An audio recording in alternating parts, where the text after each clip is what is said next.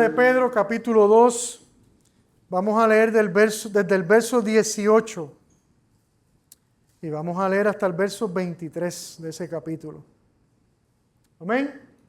¿Estamos listos para escuchar la voz de Dios? Amén. Siervos, estén sujetos a sus amos con todo respeto, no solo a los que son buenos y afables, sino también a los que son insoportables.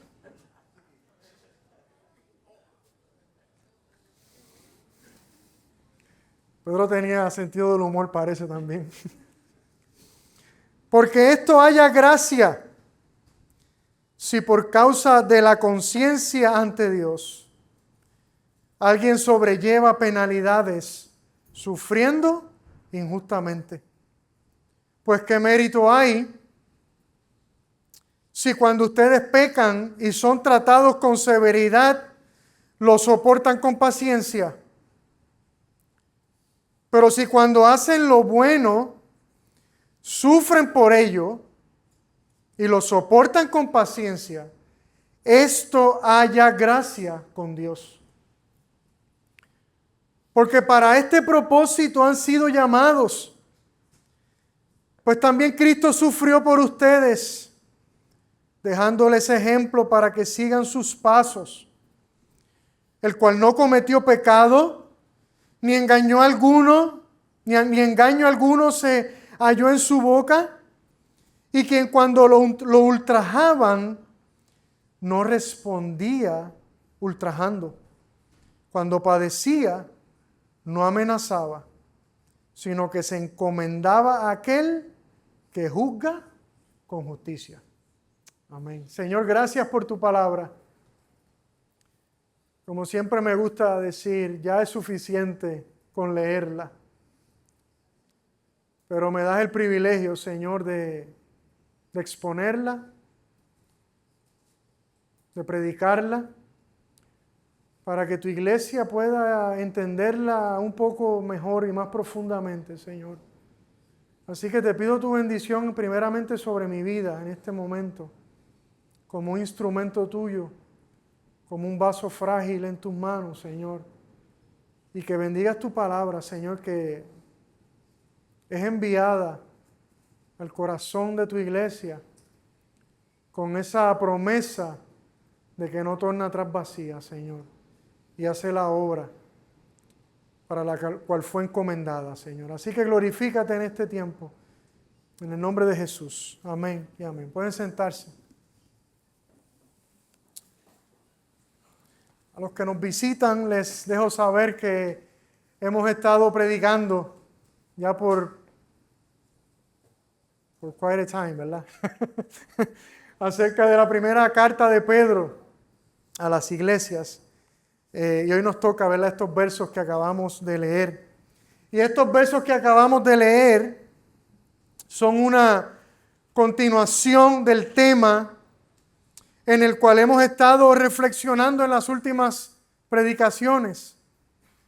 Pedro continúa dándonos ejemplos y aplicaciones prácticas de cómo deben vivir aquellos que hemos nacido de nuevo y que hemos recibido una nueva identidad en Cristo. Pedro continúa ilustrándonos cómo se supone que se ve una vida que ha sido verdaderamente transformada por el poder y por la gracia de Dios. Una vida verdaderamente transformada por Dios.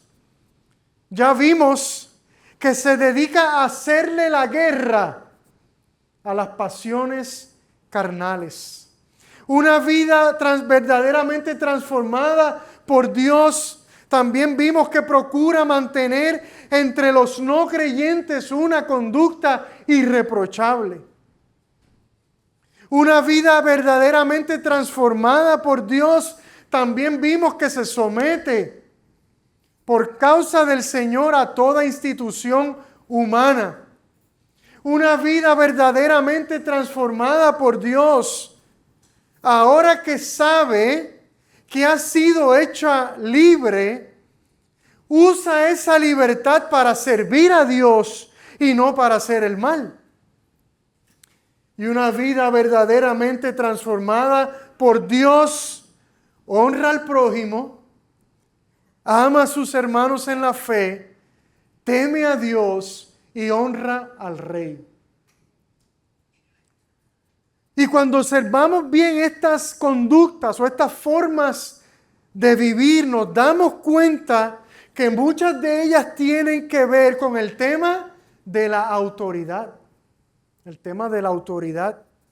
Tienen que ver con el tema de reconocer las autoridades y las instituciones que Dios ha establecido, a las cuales Él nos ha llamado a cada uno de nosotros a someternos. Los cristianos no creemos en el anarquismo. Los cristianos creemos que todo ser humano está bajo autoridad. Por eso el mensaje del Evangelio es un mensaje contracultural, especialmente para una generación posmoderna como esta. Porque una de las características de una generación posmoderna es el rechazo de las instituciones y de las figuras de autoridad.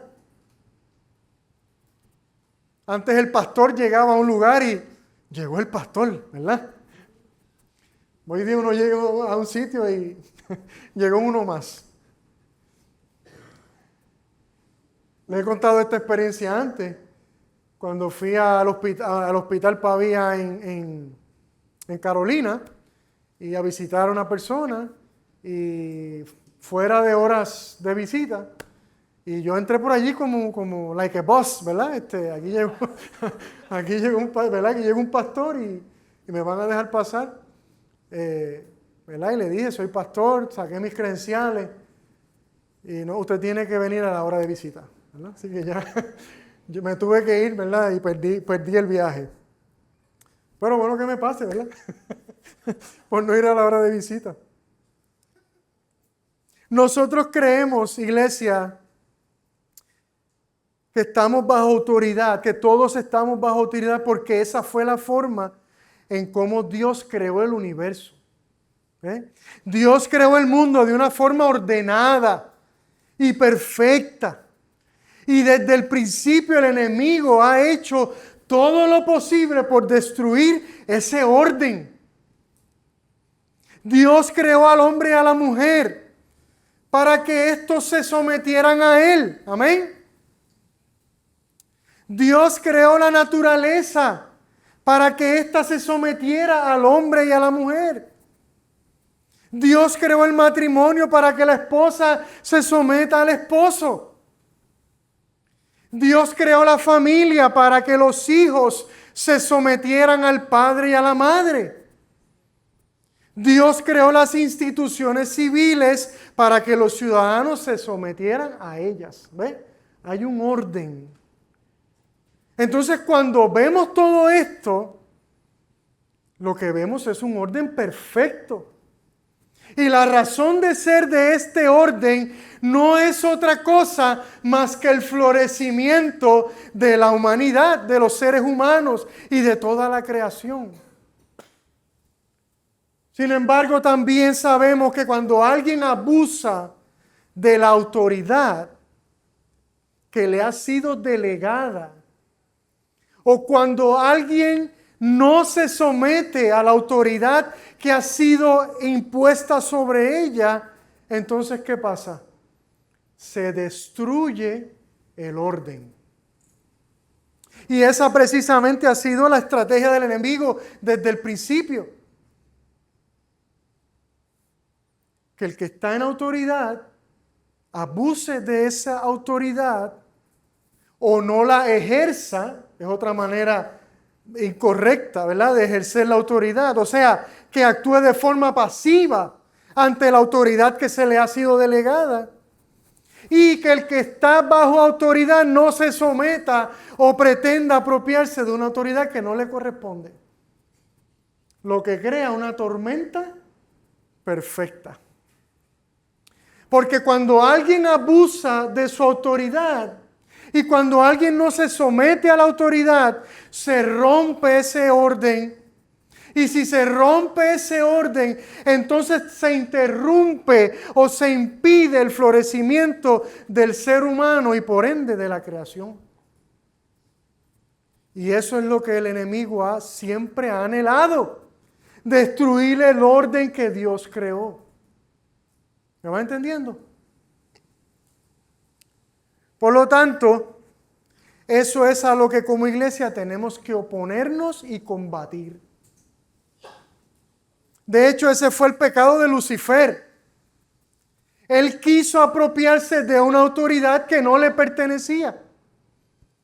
Él recibió una dosis de autoridad de parte de Dios, pero se le olvidó que aunque recibió una dosis de autoridad, él seguía estando bajo la autoridad de Dios. Y ese es el problema de muchos de aquellos que abusan de su autoridad. Se les olvida que aunque han recibido una dosis de autoridad, ellos mismos siguen estando bajo autoridad. Como esposo, yo he recibido autoridad sobre mi esposa y sobre mis hijas. Pero yo no puedo olvidar que como esposo yo mismo estoy bajo la autoridad de Cristo. Como pastor, yo he recibido autoridad sobre ustedes, pero no puedo olvidar que yo mismo estoy bajo la autoridad del pastor de los pastores. Si usted es jefe, usted ha recibido autoridad sobre un grupo de personas, pero no puede olvidar que usted mismo está bajo la autoridad de otro. ¿Se fija? Cuando reconozco que aunque he recibido una dosis de autoridad, yo también estoy bajo la autoridad de otro, y que un día tendré que rendirle cuentas a ese que ejerce autoridad sobre mí, eso entonces me ayuda a ¿qué? A hacer un uso correcto de la autoridad que me ha sido delegada. Saber que un día yo tendré que rendir cuentas.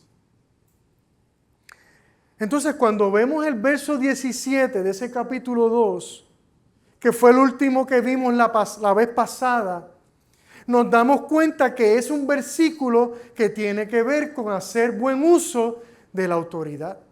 Honrar a todos, amar a los hermanos, temer a Dios y honrar al rey. Entonces, del versículo 18 en adelante, que leímos, Pedro pasa a aplicar este principio a otro escenario de la vida civil. Ahora se dirige a los siervos o a los esclavos. Y obviamente se dirige a los esclavos creyentes, a los cristianos. Sin olvidar que en el versículo 16 de ese capítulo, Pedro les recuerda a los creyentes que todos, al final del día, todos, tanto esclavos como libres, somos ¿qué? Esclavos de Dios. Así que así es la nivela la cosa. O sea, todos estamos bajo la autoridad última de Dios. En eso no hay distinción entre esclavos y libres. Y es súper interesante, me pareció súper interesante que en el verso 16 Pedro utiliza una palabra diferente a la que usa en el verso 18 al referirse a siervos o esclavos. En el caso del versículo 16, Pedro utiliza la palabra griega doulos. Aquellos que hemos sido hechos libres del pecado, ahora hemos sido hechos doulos de Dios.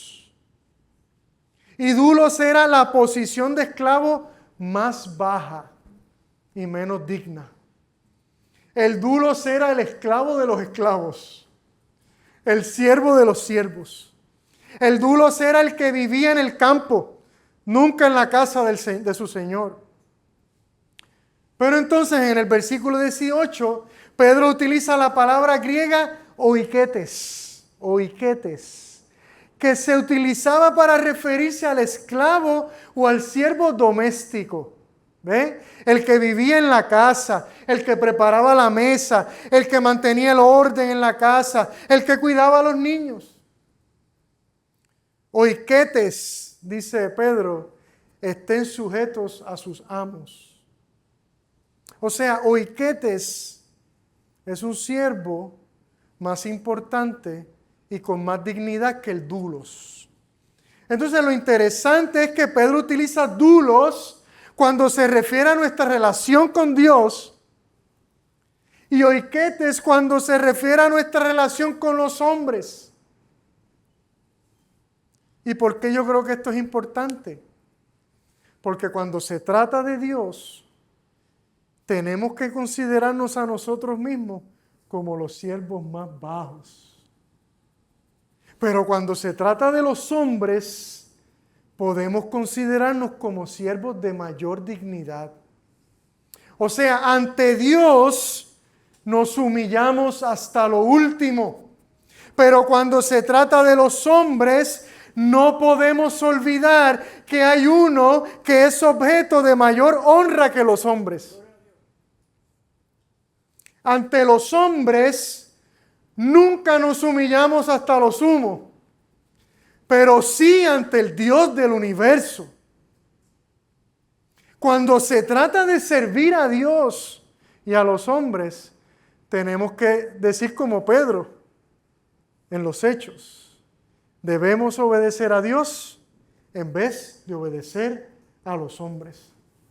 Entonces yo creo que esta es una buena baranda de protección interpretativa cuando analizamos este tema de la relación entre los esclavos y sus amos.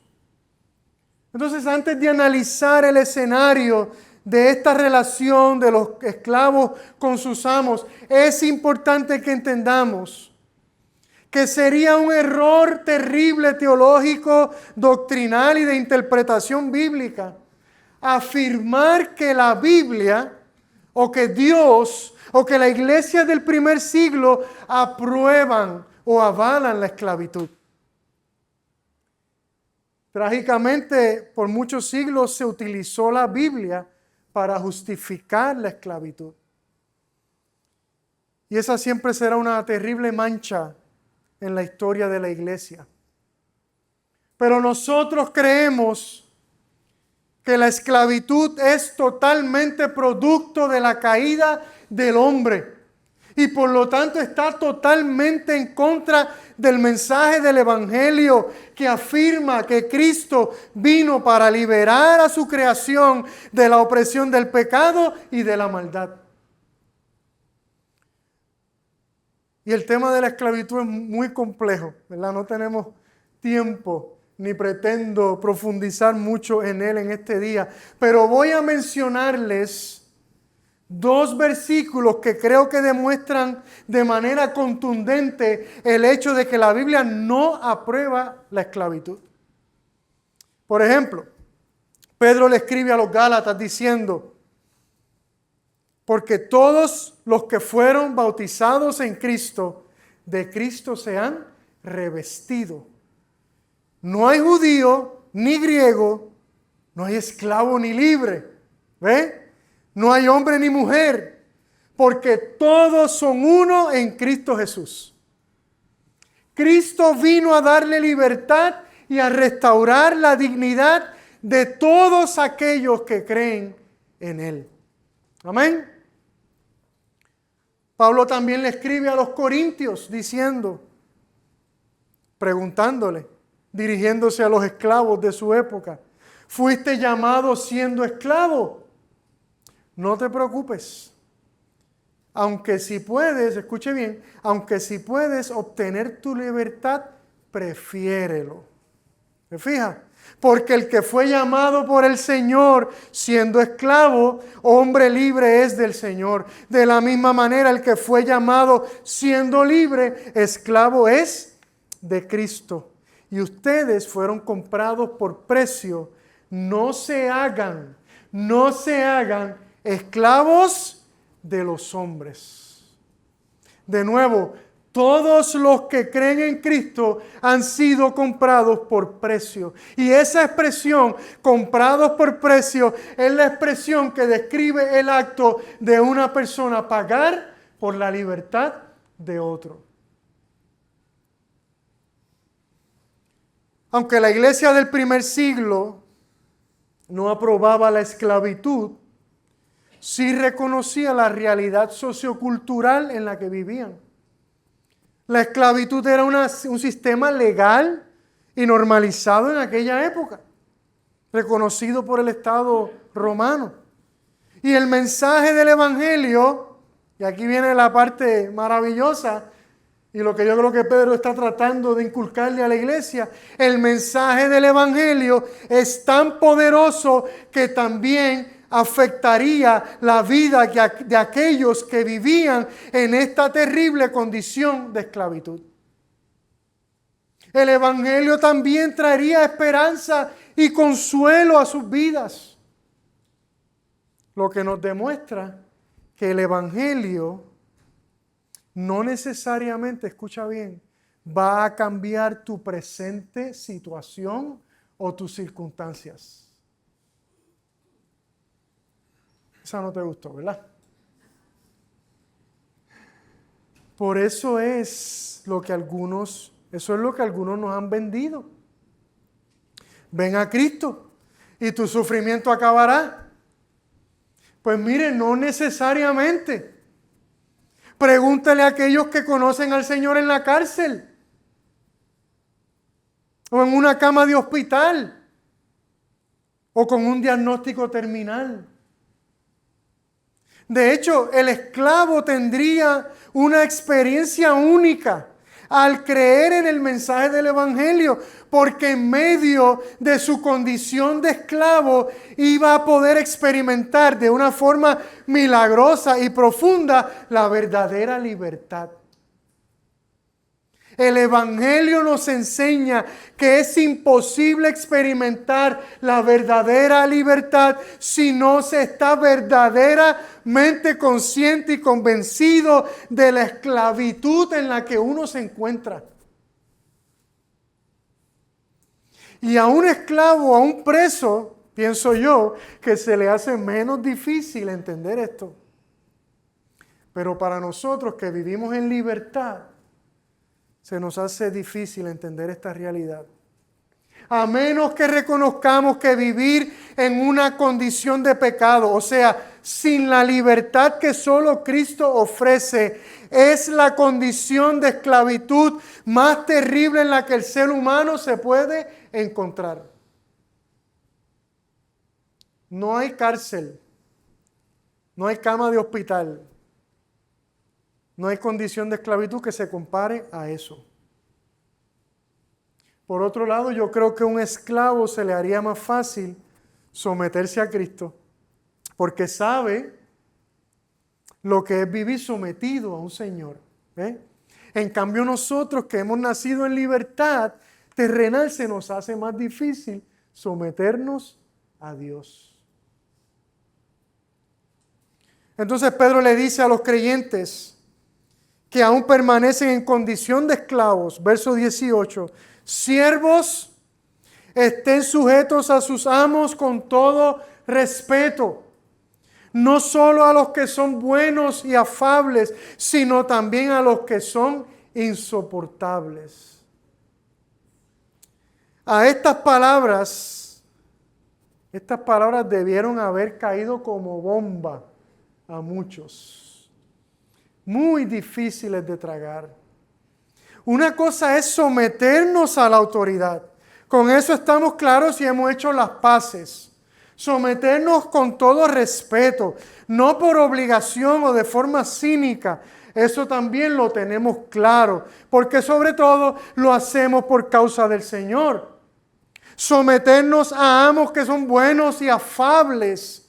O sea, amos que nos tratan bien, que nos tratan con dignidad, que se aseguran de suplir nuestras necesidades básicas, que no nos maltratan, ni nos imponen cargas imposibles de llegar. Tremendo. No hay problema con eso. Pero someternos a amos que son insoportables. Pablo usa la palabra déspotes, ¿verdad? Para referir, que se traduce como amo, y usted sabe lo que ya pensó en lo que sí, ¿verdad? La palabra en español, déspotas. Y cuando se traduce esta palabra insoportable, del griego escolios, ¿qué le viene a la mente con esa palabra escolios? Escoliosis, ¿verdad? Algo torcido. Imagínense, déspotas torcidos. O sea, someternos a amos que son deshonestos, inescrupulosos, que nos maltratan, que nos insultan, que nos pisotean, que nos hacen pasar hambre, que nos imponen cargas imposibles de llevar. Hasta ahí llegamos. Claro, me someto porque no tengo de otra, pero desprecio a mi amo con todo mi corazón. Donde tiene los pies, quiero verle la cabeza. Mire, yo creo que Pedro reconoce que someterse a ese tipo de amo requiere una capacidad sobrenatural. Pero precisamente de eso se trata nuestra nueva identidad en Cristo. Ese es el mensaje, eso es lo que Él quiere transmitirle a su audiencia, que gracias a nuestra nueva identidad en Cristo hemos recibido de Él esa capacidad sobrenatural para poder someternos incluso a aquellos que nos hacen mal. Y cuando lo hacemos, ¿sabe lo que pasa? Su nombre es glorificado a través de nuestra vida. ¿Y sabe cómo es que su nombre es glorificado?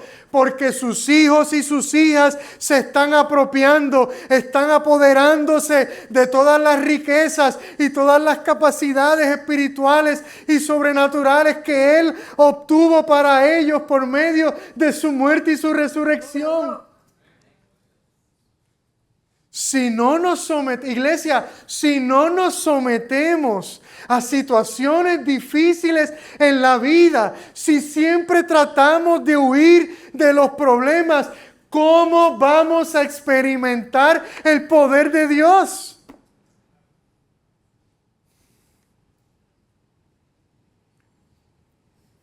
Por eso Pedro continúa diciendo, verso 19, porque esto haya gracia. Si por causa de la conciencia ante Dios alguien sobrelleva penalidades sufriendo injustamente.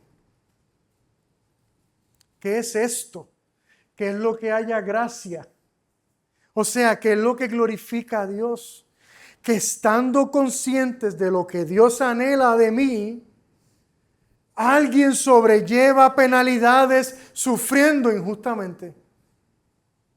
¿Alguien ha sufrido entre nosotros? No, aquí nadie, aquí. Aquí nadie ha sufrido. Ahora la pregunta es, ¿alguien aquí ha sufrido injustamente? Esos son otros 20 pesos. Eso es otra cosa que requiere capacidades sobrenaturales. Yo puedo aceptar sufrir, pero sufrir injustamente, hasta ahí llegamos. Convócame la protesta, el piquete y la huelga, porque esto no se puede permitir. Ciertamente el llamado de Cristo es a una vida de gozo, de paz y libertad, pero muchas veces también es un llamado al sufrimiento. Esa tampoco te la habían dicho, ¿verdad? Lo que te prometieron fue pares de sufrir.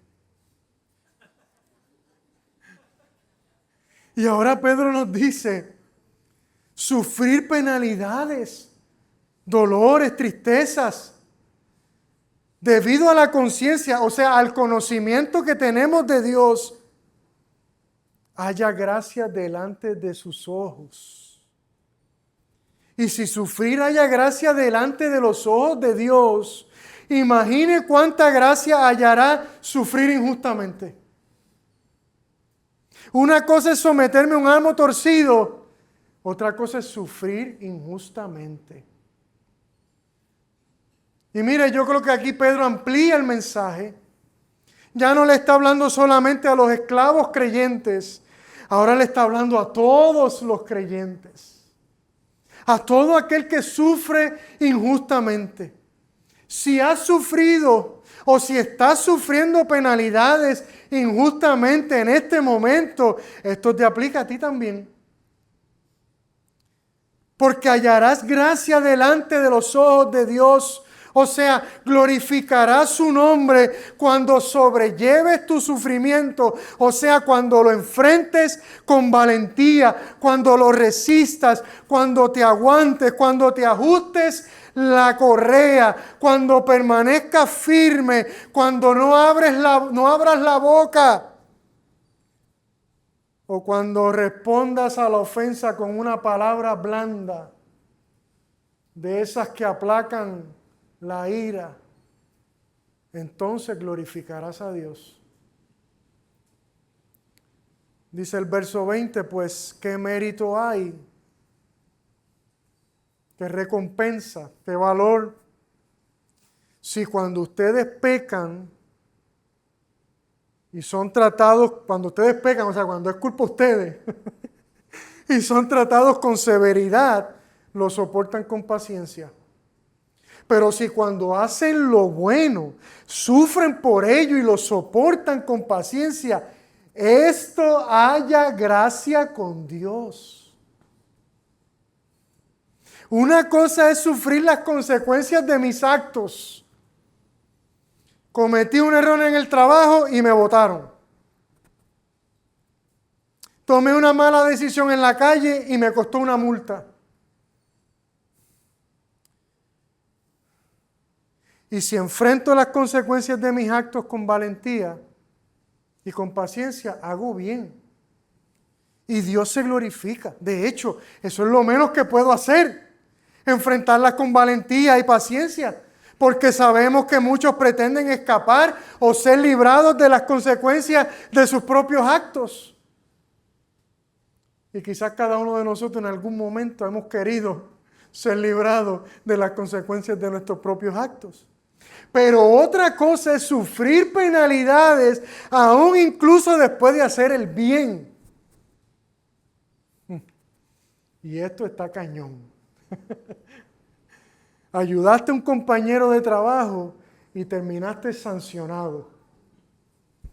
Ayudaste a un amigo y terminaste traicionado. Alertaste de un movimiento turbio y te despidieron a ti. Si enfrentas con valentía las consecuencias, si enfrentar con valentía las consecuencias de mis errores tiene mérito, imagina el mérito que tiene enfrentar con valentía una injusticia. Esto sí que glorifica a Dios. ¿Y cómo lo glorifica? Lo glorifica porque sus hijos y sus hijas están actuando de la manera en como Él actúa. Lo estamos imitando a Él. Verso 21. Porque para este propósito han sido llamados. Pues también Cristo sufrió por ustedes, dejándoles ejemplo para que sigan sus pasos, para que lo imiten. El cual no cometió pecado, ni engaño alguno se halló en su boca, o sea, Él actuó bien. Y quien cuando lo ultrajaban no respondió ultrajando, cuando padecía no amenazaba, sino que se encomendaba a aquel que juzga con justicia. Iglesia, glorificamos a Dios cuando actuamos como ciudadanos de su reino. Durante el tiempo de nuestra peregrinación en este mundo, cuando soportamos penalidades y sufrimientos, y especialmente cuando soportamos el sufrimiento provocado por una injusticia. Porque actuar de esta forma no es ser zánganos, ni idiotas, ni estúpidos. Es mostrarle al mundo, en especial a aquellos que nos rodean, que existe otra manera de vivir. Existe otra manera, como diría nuestro pastor Javier. Que aunque estamos en este mundo, no somos de este mundo. Que nosotros vivimos bajo la autoridad y bajo otra ley, bajo otro sistema.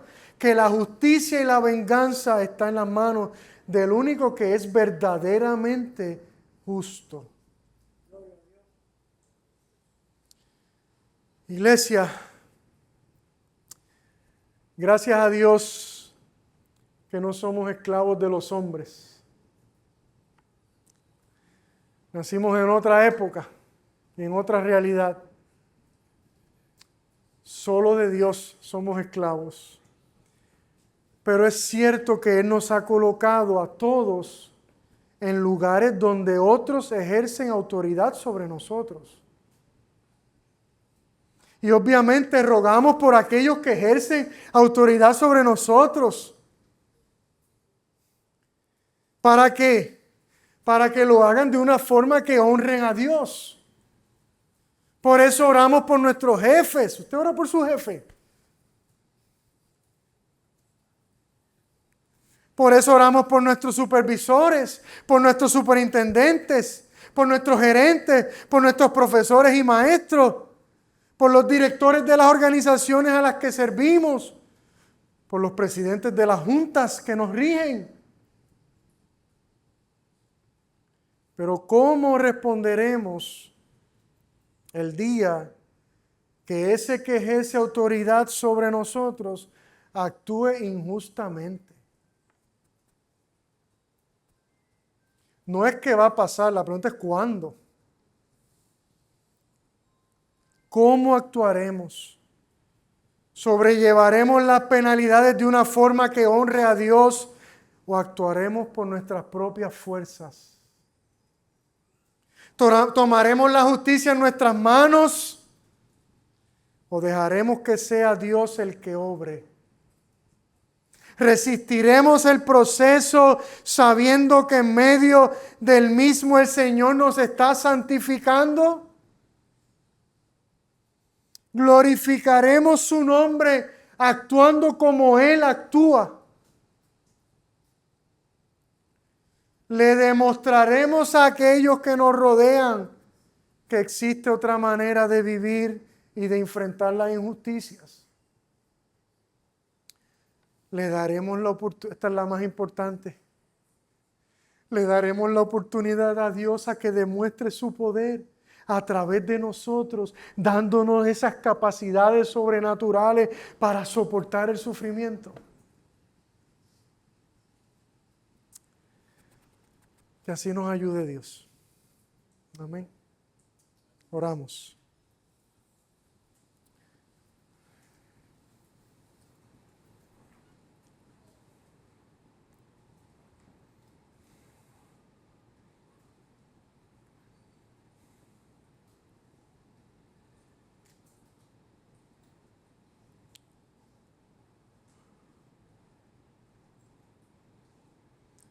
Señor, yo te doy gracias porque el Evangelio es tan maravilloso, tan poderoso y tan pleno, que aplica a todas las áreas de nuestra vida. El Evangelio tiene que ver con todo, con todo, hasta con lo que menos pensamos. Y ciertamente el Evangelio se ve glorioso cuando nos da la capacidad de hacer cosas que humanamente no podemos hacer. Cuando nos da la capacidad de actuar de formas que humanamente no pudiéramos. Cuando nos da la capacidad de actuar de una forma que sorprenda a los demás. Que los sorprenda de tal manera que se vean obligados a mirarte a ti. Señor, y eso es lo que tú anhelas de tus hijos y tus hijas. Que vivamos, que actuemos de una forma que primeramente te honre y te glorifique, y segundo, que otros puedan ver tu vida a través de nosotros, Señor. Tú no solamente nos diste el ejemplo, sino que nos has dado el poder espiritual y sobrenatural para hacerlo, Señor. Lamentablemente nos enseñaron un evangelio que procura alejarse y evitar el sufrimiento. Un evangelio totalmente falso, antibíblico. Señor, tú nos enseñas que sí, tú viniste a hacernos libres. Y en la vida cristiana hay gozo, hay alegría, hay paz, hay paciencia, hay bondad, hay benignidad, mansedumbre, dominio propio. Pero también hay momentos, Señor, de sufrimiento, de tristeza.